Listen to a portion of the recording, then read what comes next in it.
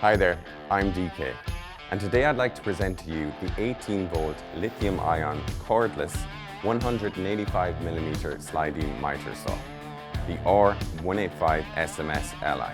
There's also a soft start on the saw, which helps to prolong motor life.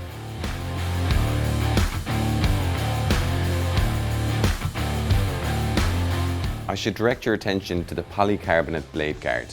This is a new design which gives full visibility of the cutting line when in operation. The trench cutting facility has been greatly improved. This will assist you with those rebates.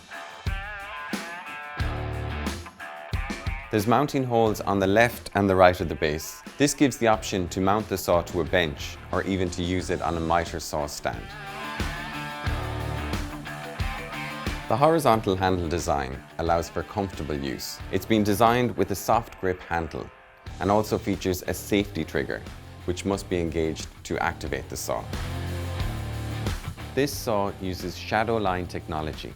This is visible to assist you when making a cut and provides increased accuracy.